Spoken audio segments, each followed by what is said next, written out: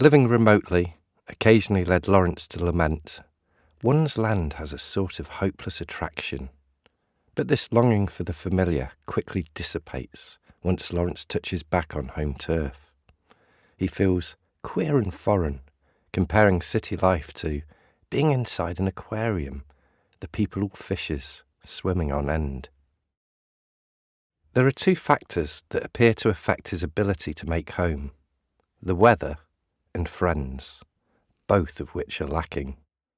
London is foggy with feeble attempts at sun, like a long funeral, and dark as death. New Mexico it is not. As for his friends, Gertler is in a sanatorium in Norfolk. Cott I've heard nothing of. Kath Carswell is buried alive in a hole of a horrid cottage in damp and dismal books. There's no life in anybody. Matters made worse by the cost of living, with London being so expensive it makes one's hair stand on end.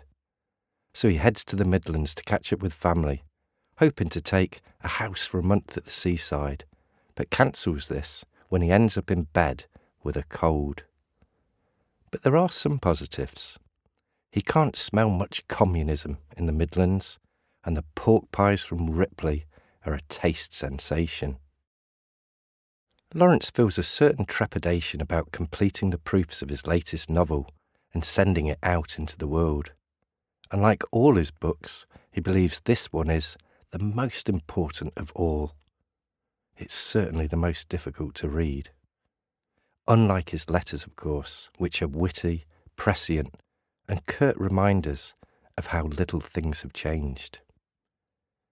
In addition to Britain's dismal weather, the benefits system of the 1920s were as dysfunctional as they are today. This is evident in a letter to Alfred Dekker and Lucy Hawke, in which Lawrence explains how difficult it is for a farmer to get casual labour because, if the unemployed work for a week, they go off the list of the dole, and they find it so hard to get on again, it's safer not to work.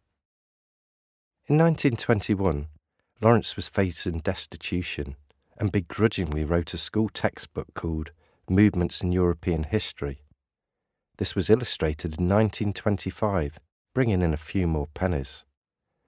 But this also created problems, especially the edits for the Irish version, which Lawrence described as a mauling, because the recently independent Irish Free State insisted he take out every word of praise of Martin Luther and any suggestion the Pope might have erred, and there's nothing like censorship to trigger the desire to move. I don't feel I'm going to sit still all winter. I feel like going to Dalmatia, Ragusa, Spalato, and to Montenegro, and perhaps the Isles of Greece. But first up, it's the in-laws in Baden-Baden.